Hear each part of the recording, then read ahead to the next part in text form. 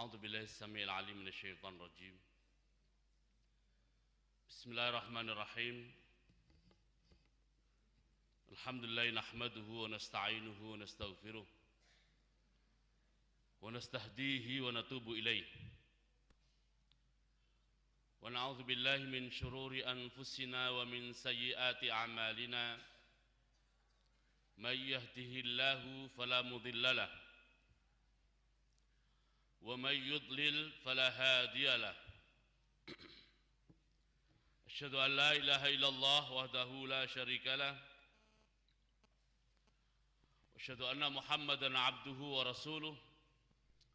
اللهم صل وسلم على نبينا وحبيبنا وقدوتنا محمد صلى الله عليه وسلم وعلى آله وصحابته ومن سار على نهجه إلى يوم الدين. أما بعد. أيها الحاضرون وأيتها الحاضرات، أحييكم جميعا بتحية الإسلام، تحية من عند الله مباركة طيبة، فسلام الله عليكم ورحمته وبركاته.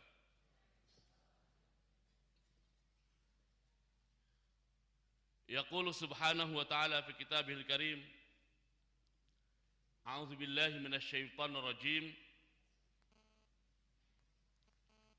وجاء من أقصى المدينة رجل يسعى قال يا قوم اتبعوا المرسلين اتبعوا من لا يسألكم أجرا وهم مهتدون. Sadaqallahul azim. Kaum muslimin, muslimat yang berbahagia, alhamdulillah wa syukrulillah, pagi hari ini Allah Subhanahu wa taala pertemukan kita dalam acara majelis ilmu,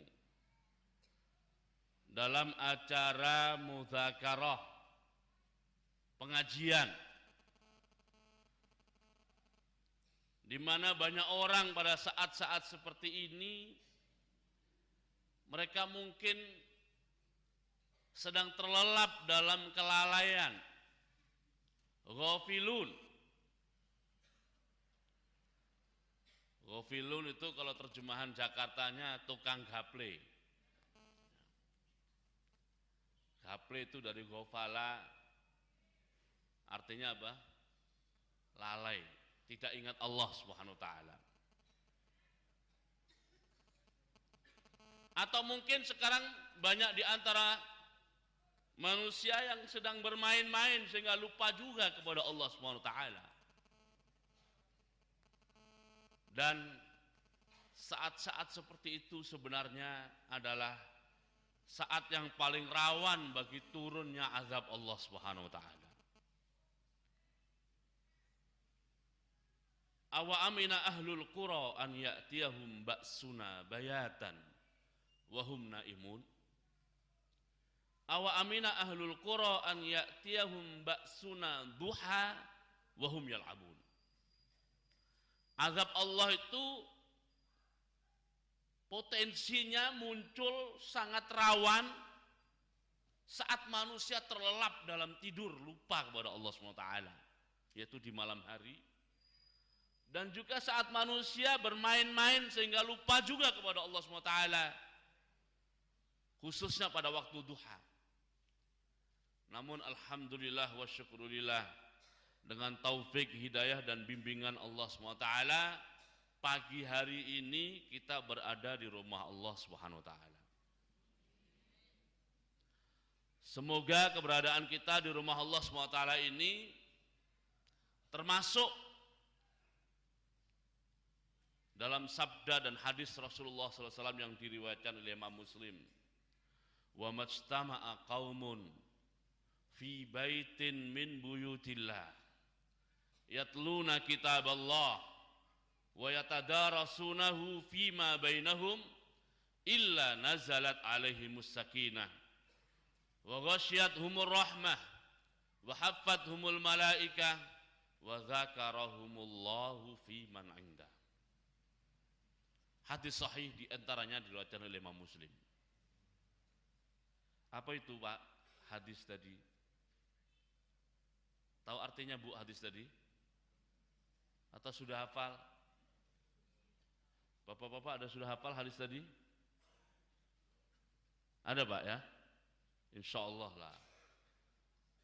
Kaum muslimin di Kediri ini kan dan sekitarnya ahlul ilmi insya Allah. Amin. Cinta kepada ilmu, amin. Cinta kepada ulama, amin. Insya Allah hafal.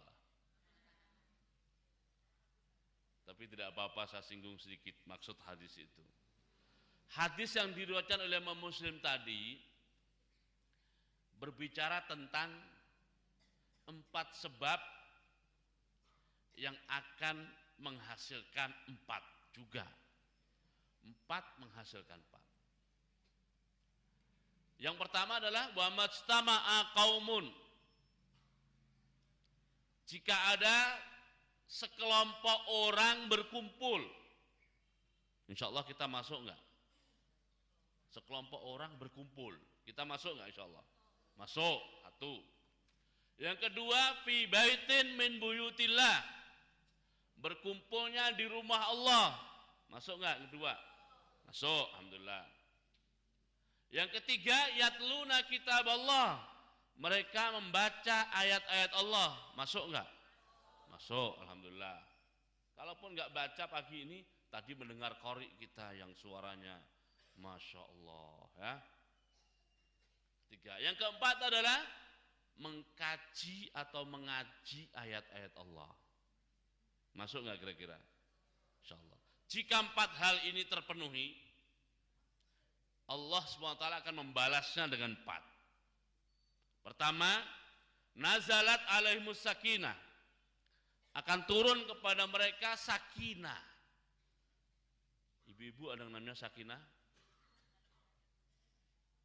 Ada yang namanya sakinah Bu? Enggak ada ya? Oh tetangga. Sakinah itu artinya ketenangan, ketentraman, kemantapan hati.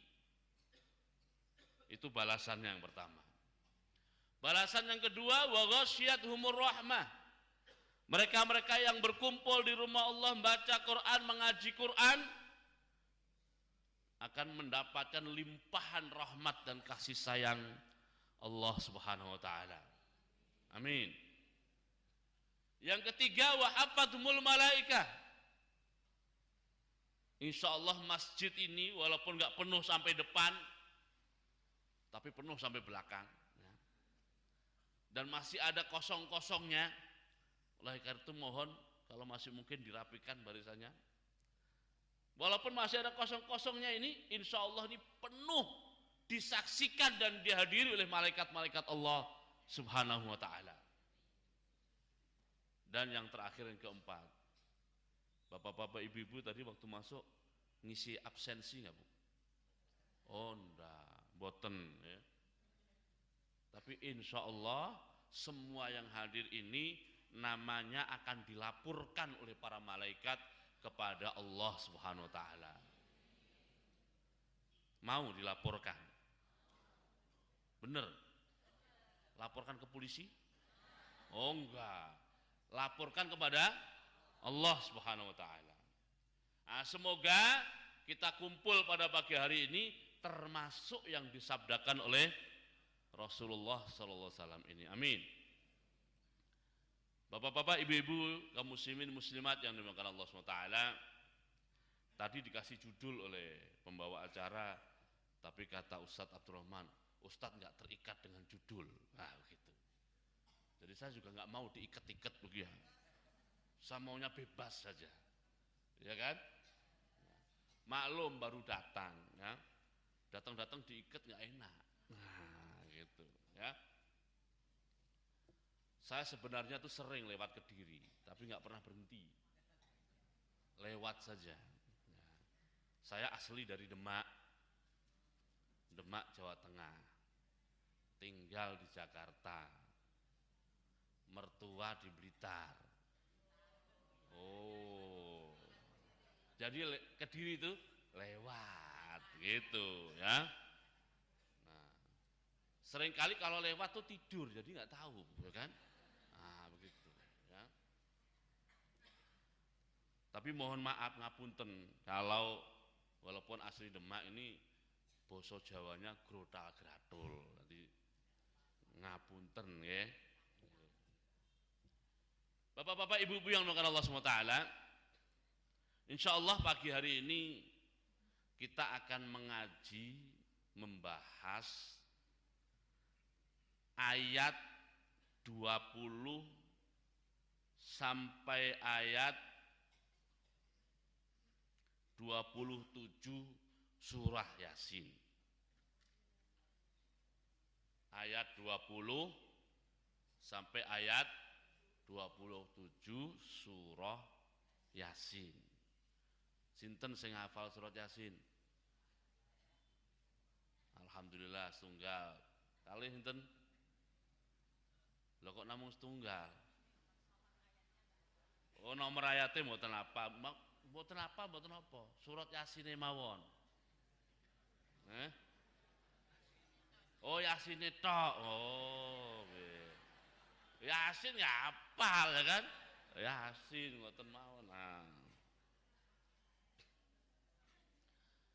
Bapak-bapak, ibu-ibu yang dimuliakan Allah SWT, ayat 20 surah Yasin. Ayat 20 surah Yasin itu isinya cerita. Allah SWT berfirman, a'udzubillahi minasyaitonir rajim, wa jaa'a min aqsal madinati wa ja'alan mustaqa min aqsal madinati, sangka kota sing paling adoh, bagian kota sing paling tebih niku sinten? Niki Kediri, sing paling tebih sinten? Kadose kula. Saking Jakarta, nggih. Sapa sing teka? Sapa rajulun wong lanang. Yas'a kang mlayu-mlayu sapa rajul. Qala ngendika sapa rajul, ya qaumi wahai kaum ingsun, ittabi'u manuta sira kabeh. Manut sinten? Al mursalin, rasul-rasul utusanipun Gusti Allah Subhanahu wa taala. Nah niku nak cara maknani gandul ngoten nggih. Nah. Waja'a dan datang dari mana? Min aqsal madinati, dari bagian kota yang paling jauh. Kira-kira mana bagian kota paling jauh nih?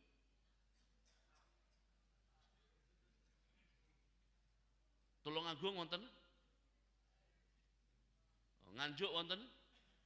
Wonten. Wah niku. Nah. Siapa yang datang? Rajulun, seorang laki-laki. Yang saat datang dia itu yas'a, berlari-lari. Qala, ia berkata, ya qaumi wahai kaumku, ittabi'ul mursalin, ikutilah rasul-rasul Allah Subhanahu wa taala. Ini cerita niki nggih. Tapi wonten pelajaran yang menarik saking cerita niki. Bahas tunggal-tunggal ya. Rajulun, seorang laki-laki. Namanya sinten? Seorang laki-laki, namanya siapa? Nah, bagi yang pernah belajar bahasa Arab. Bagi yang pernah belajar apa? Bahasa Arab. Rajulun itu isim nakiroh. Maksudnya adalah bahwa laki-laki itu namanya tidak dikenal. Dari kelas mana, kelasnya nggak dikenal. Pejabat apa bukan? Bukan yang jelas. Sebab kalau pejabat biasanya dikenal.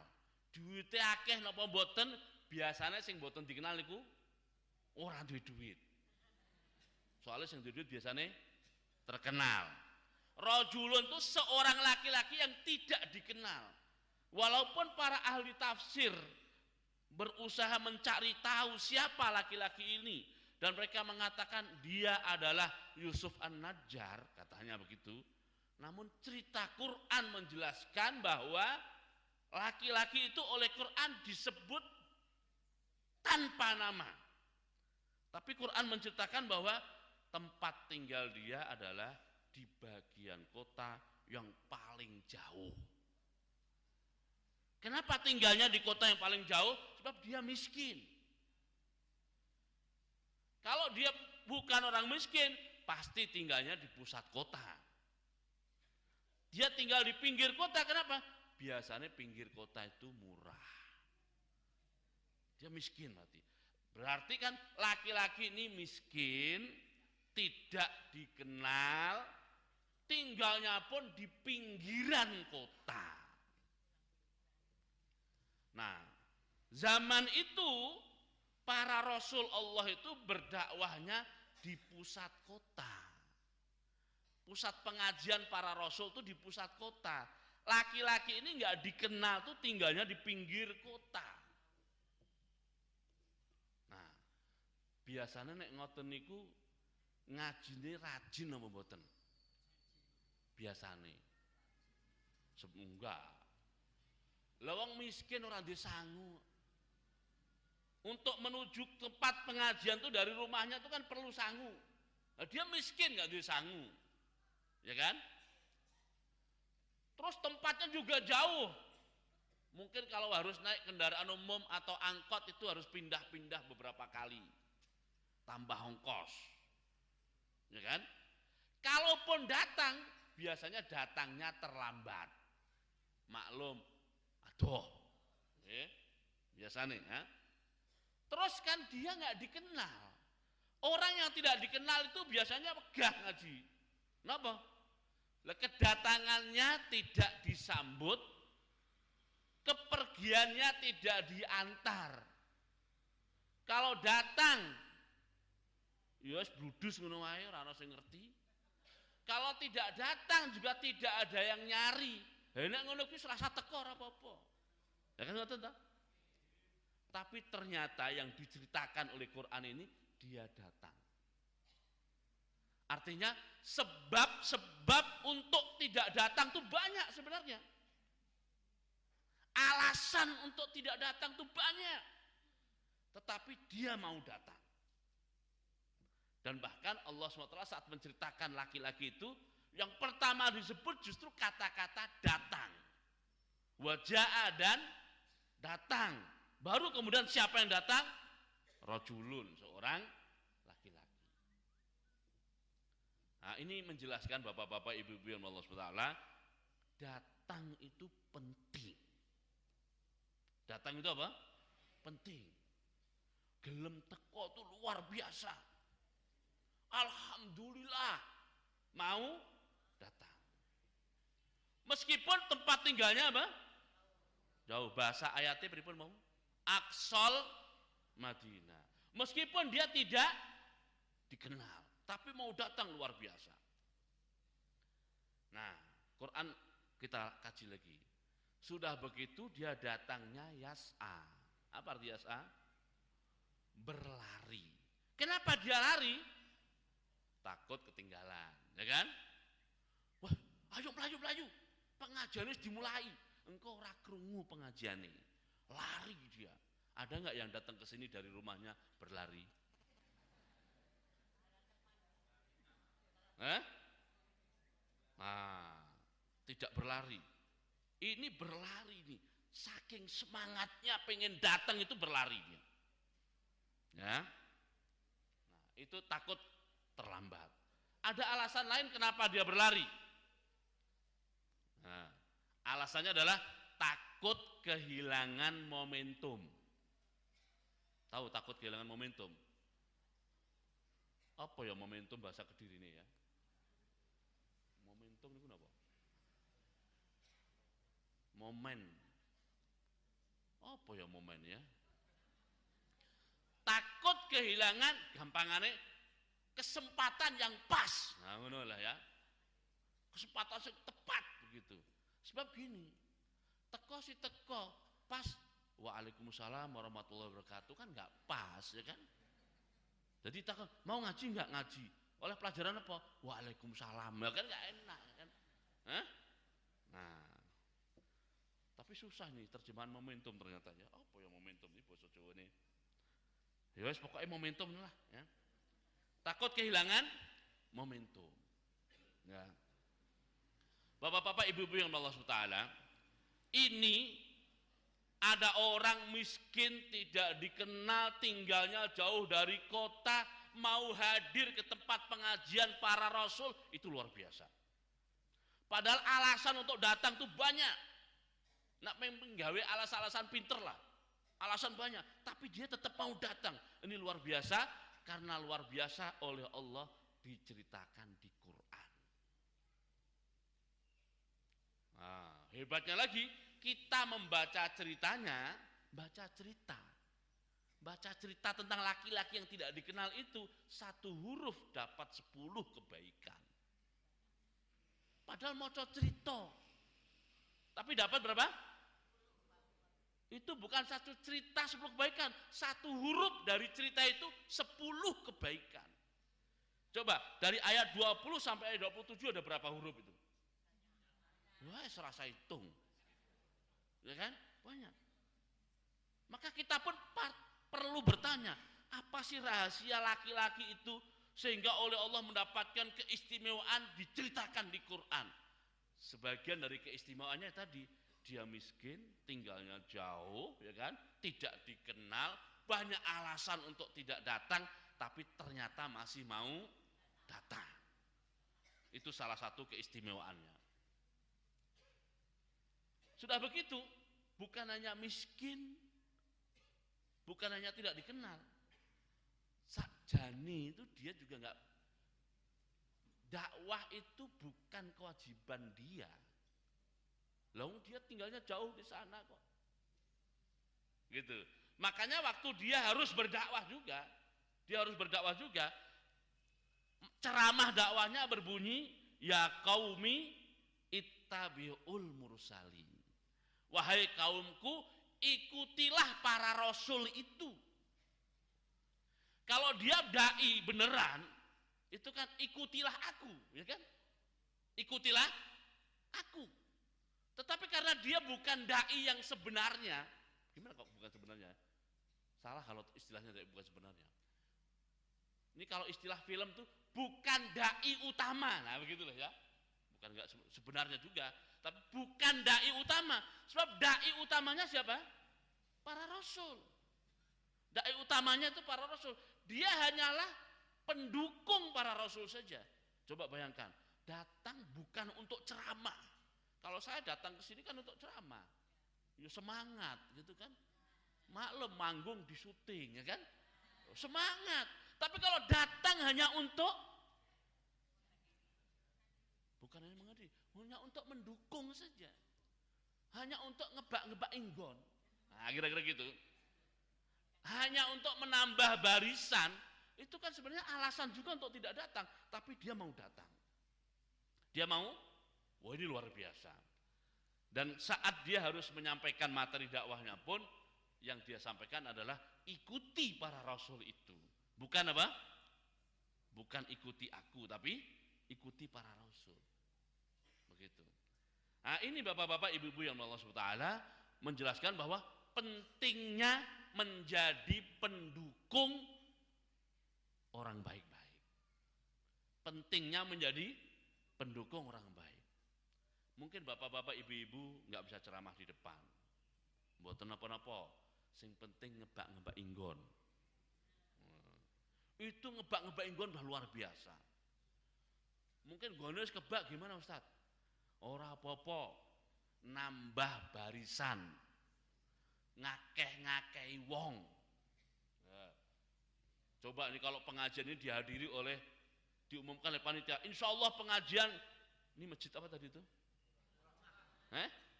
Baitur Rahmah, insya Allah pengajian Baitur Rahmah Ahad pagi tanggal 9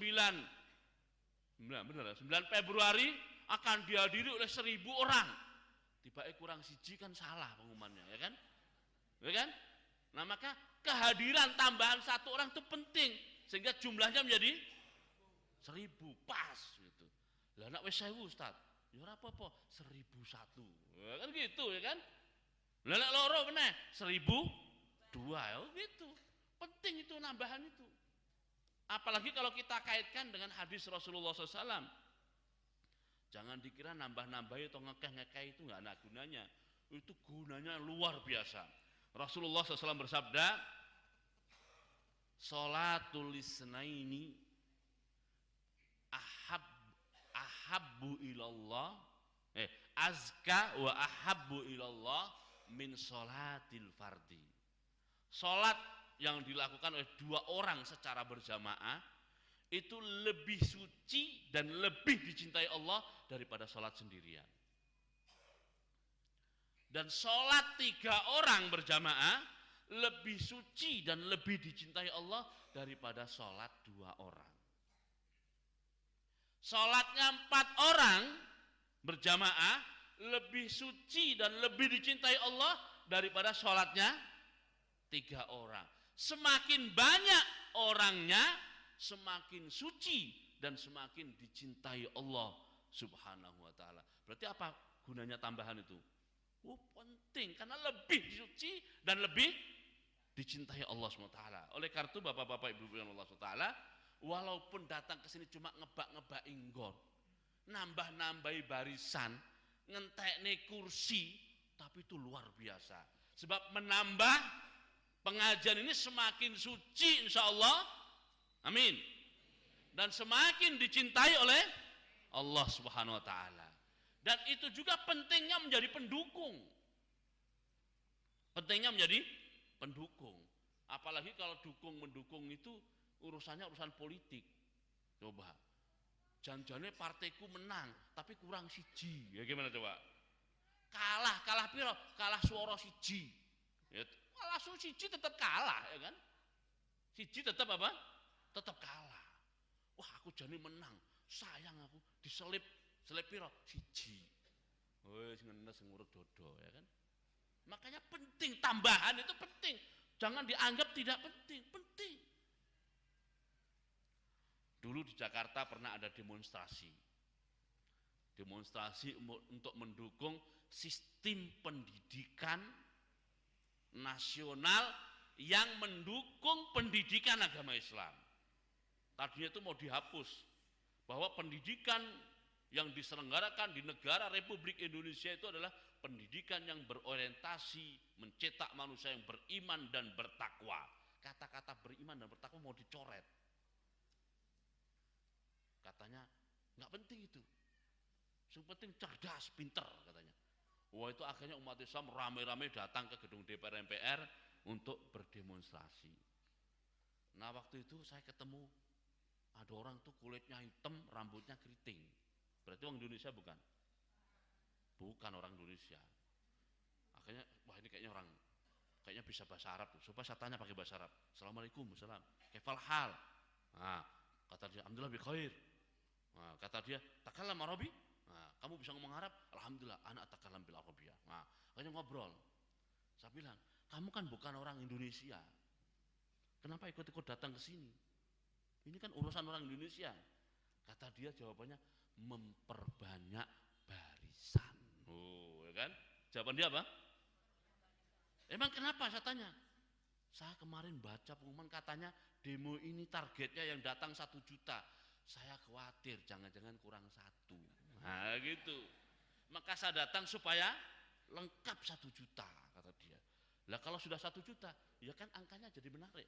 1 juta lebih 1. Oh, kan enak kan? Oh, gitu. Itu penting itu menjadi pendukung itu. Oleh karena itu bapak-bapak ibu-ibu yang Allah Ta'ala walaupun ya tadi walaupun nggak bisa ceramah, walaupun nggak bisa ngisi pengajiannya, tapi menambah itu penting.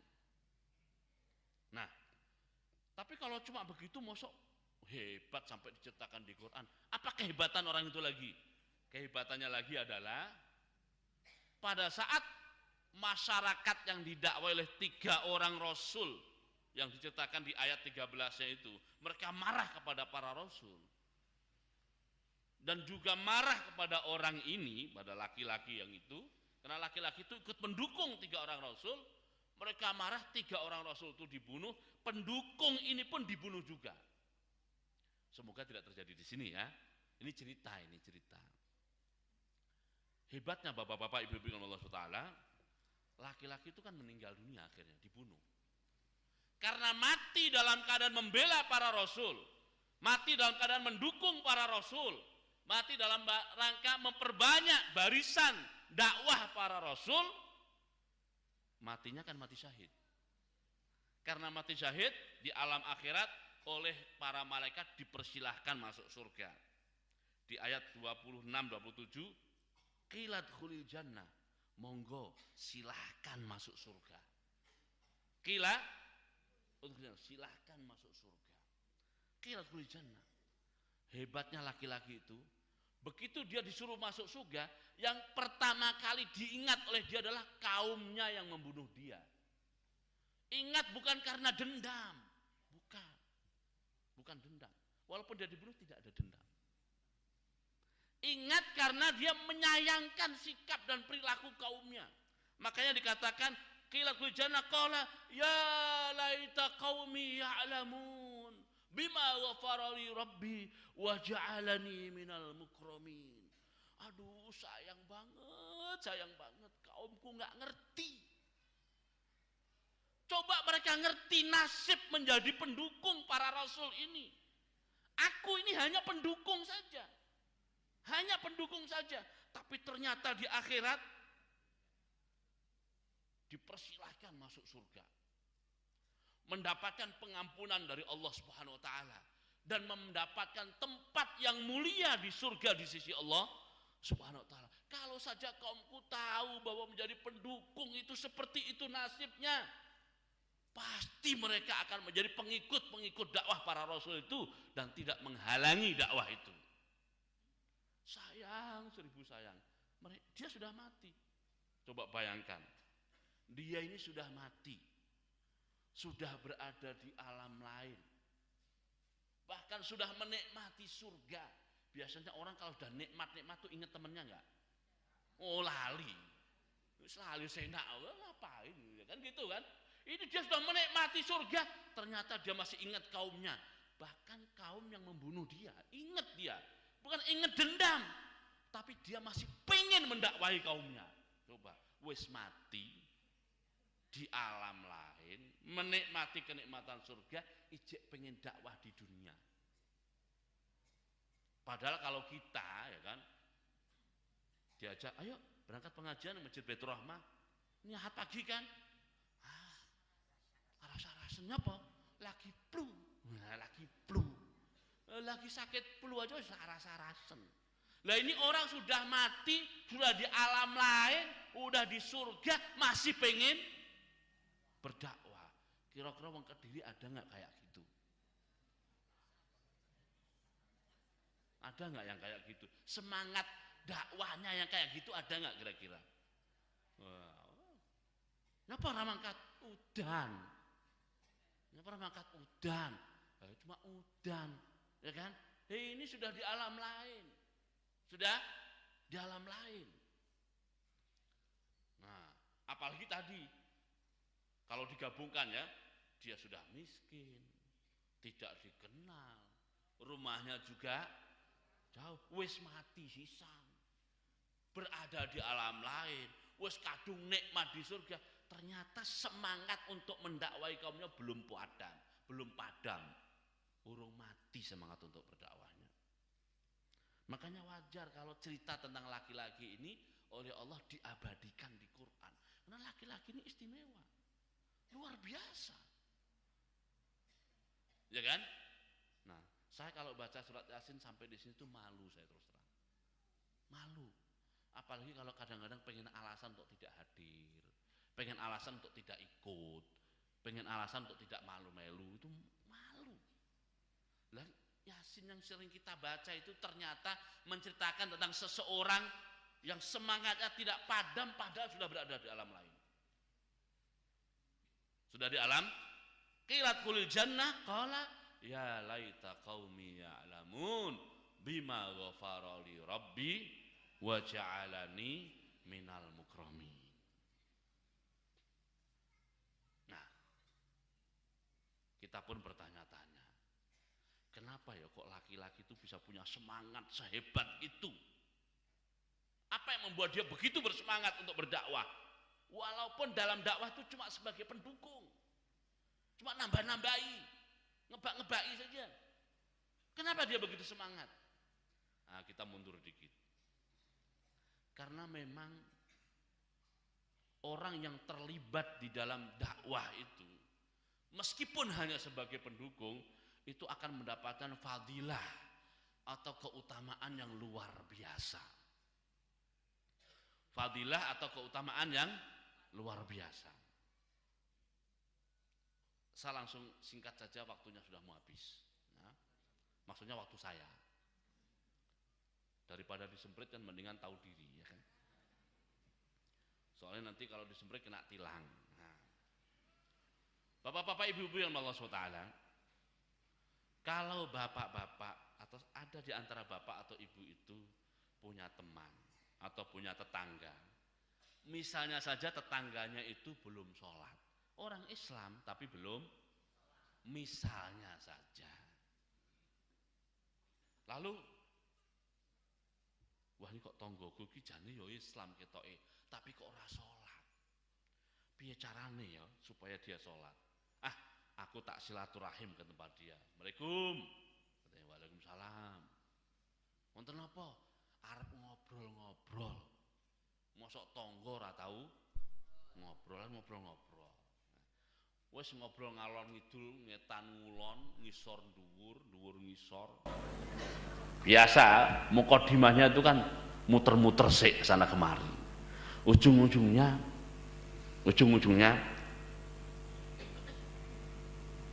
anu niki kadose pun masuk waktu zuhur, monggo ten masjid salat. Itu kan. Nah, karena diajak nggak enak dia. Akhirnya ikut ke masjid sholat berjamaah. Ini seandainya bapak yang ngajak itu ke masjid sholat berjamaah dapat pahala 10 juta misalnya, ya kan? Nah, yang diajak dan sholat itu dapat pahala 10 juta juga enggak? Dapat pahala juga berapa? 10 juta, ya kan? Nah, coba perhatikan. Pahala bapak yang mengajak itu, di rekening pahalanya, itu akan ada 20 juta. Loh kok 20 juta? Dari mana? Yang 10 juta pahalanya sendiri, yang 10 juta itu pahala yang diajak. Pahala yang diajak itu dipotokopi. Ngerti dipotokopi? Nah, setelah dipotokopi, hasil fotokopiannya dimasukkan ke rekening pahala bapak yang mengajak. Itu kalau yang diajak 1. Bagaimana kalau yang diajak itu 10? Berarti di rekening pahalanya ada berapa? Ada 110 juta pahala. Itu kalau yang diajak berapa? Kalau yang diajak 100, oh susah ngitung, ya kan? Nah, itu kan kalau yang diajak itu ya hanya itu, hanya 1 itu saja misalnya. Nah, kalau yang 1 itu kemudian juga ngajak lagi, juga apa? Ngajak orang lain lagi, dia yang ngajak jadinya dapat 20 juta. 20 jutanya semuanya difotokopi. Fotokopiannya dimasukkan ke rekening pengajak yang pertama. Berarti di rekening pengajak yang pertama ada berapa? 30 juta.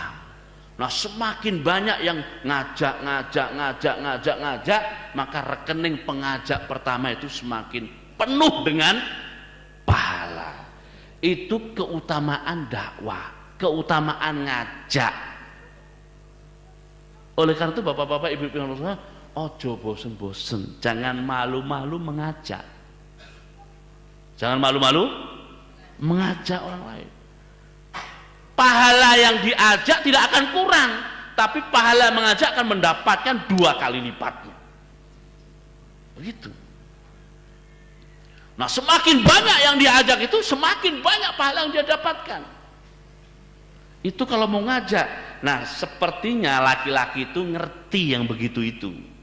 Nah, tugasku cuma ngajak, apa-apa, ya kan? Makanya dia ngajak, karena tahu fadilah dan keutamaannya seperti itu. Termasuk bapak-bapak, ibu-ibu yang Allah Taala.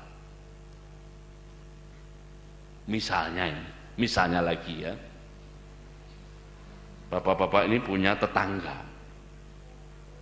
tetangganya itu pegawai, tukang membuat keputusan, tukang membuat SK, surat keputusan.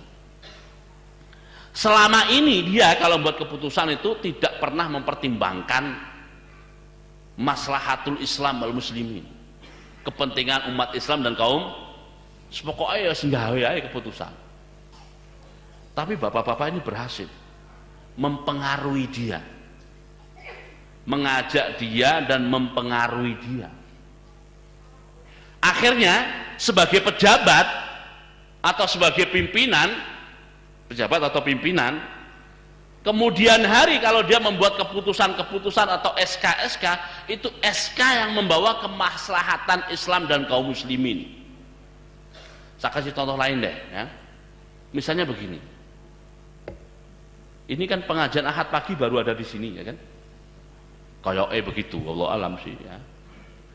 Di musola tempat tinggal bapak itu belum ada pengajian. Musola dekat rumah ibu itu belum ada pengajian. Lalu kita bikin pengajian yuk di musola kita sendiri. Ayo gitu kan. Nah, dibikinlah pengajian. Ternyata yang hadir di pengajian itu 100 orang. Nah, masing-masing dari 100 orang itu kan dapat pahala pengajian. Maka seluruh pahala yang hadir itu difotokopi, hasil fotokopinya dimasukkan ke rekening yang punya gagasan, punya ide bikin pengajian. Berarti punya pahala berapa dia? Oh, banyak banget. 100 itu yang dari mereka, yang dia sendiri. Nah, itu kalau yang hadir 100, kalau yang hadir 1000, ya 1000. Begitu. Nah, bukan hanya itu. Kalau orang yang datang ke pengajian itu mendapatkan materi, mendapatkan ilmu, lalu ilmunya diamalkan, pahala dia kan tambah. Pahala dia pun difotokopi, hasil fotokopinya masuk ke rekening yang mengajak, yang punya gagasan pertama untuk bikin pengajian itu. Begitu. Nah, begitu juga dengan pejabat tadi. Kalau dia membuat keputusan yang membawa maslahat Islam dan kaum muslim, misalnya keputusannya adalah surat keputusan wali kota Kediri misalnya, bahwa mulai bulan Februari 2014, ya kan, seluruh kaum muslimin diwajibkan atau diharuskan, bukan wajib syar'i tapi wajib Kediri gitu ya, menghadiri pengajian misalnya. Itu bisa dibayangkan pengaruh surat keputusan itu kan luar biasa ya kan. Dia dapat pahala semua kebaikan itu, dan yang mengajak dapat juga pahalanya. Oleh karena itu bapak-bapak, ibu-ibu yang Allah Taala, ini urusan ajak mengajak, pengaruh mempengaruhi, meninggalkan jejak-jejak positif, ini luar biasa. Oleh karena itu bapak-bapak, ibu-ibu yang Allah Taala, jangan lewatkan kesempatan seperti ini. Kalau kita mendapatkan kesempatan untuk mengajak dan meninggalkan jejak kebaikan, pengaruh positif, pengaruh yang baik, pengaruh yang membawa maslahat Islam dan kaum muslimin, lakukan upaya mengajak itu. Oh, itu untuk pelajaran dari mana itu? Dari surat Yasin. Wa jaa'a min aqsal madinati rajulun. Ya. Coba perhatikan kesempatan yang lain banyak. Sebenarnya kesempatan yang seperti itu banyak sekali, tapi mau nggak kita terlibat mengajak itu? Mengajak itu termasuk saat kita mengajak orang untuk memilih pemimpin yang soleh. Yang pasti kalau pemimpin itu soleh, keputusan-keputusannya akan membawa kebaikan. Apakah itu pemimpin di masjid, ataukah itu pemimpin di sekolah, ataukah itu pemimpin di perusahaan, ataukah itu pemimpin di tempat kerja, atau pemimpin-pemimpin lainnya, pilihan RT, pilihan RW, lurah atau kepala desa, atau lebih tinggi dari itu bupati atau wakil bupati, wali kota, wakil wali kota, gubernur, wakil gubernur, itu juga begitu. Saat mengajak, pertimbangkan bahwa ngajaklah kepada pemimpin yang kalau dia memimpin akan membuat keputusan-keputusan bahwa maslahat Islam dan kaum muslimin. Kalau itu kita berhasil dan dia nanti membuat keputusan-keputusan bahwa maslahat Islam dan kaum muslimin, kita mendapatkan kiriman pahala yang bertumpuk-tumpuk dari kebaikan keputusan itu. Amin. Amin. Menarik ya kira-kira. Nah, kalau menarik seperti itu wajar kalau laki-laki itu kehilangan nyawa itu raiman-eman. Bahkan wis mati masih ingin apa? Masih ingin berdakwah, balik lagi ke dunia. Kenapa? Sebab pahalanya itu luar biasa. Bukan hanya mengalir, bukan hanya jariah, tapi beranak pinak. Turun temurun. Anak, cucu, cicit. Habis itu apa? Canggawareng, udeg-udeg, gantung siwur, ya kan? Nah, galeh asem, apa meneh? Oh, sembuh lah lupa. Sing bosok-bosok tuh, hah? Debok bosok, ya. Hah? Wah, ini beranak pinak, pahalanya tuh turun temurun. Makanya kita tidak membayangkan pahala Nabi Muhammad itu kan seberapa banyak.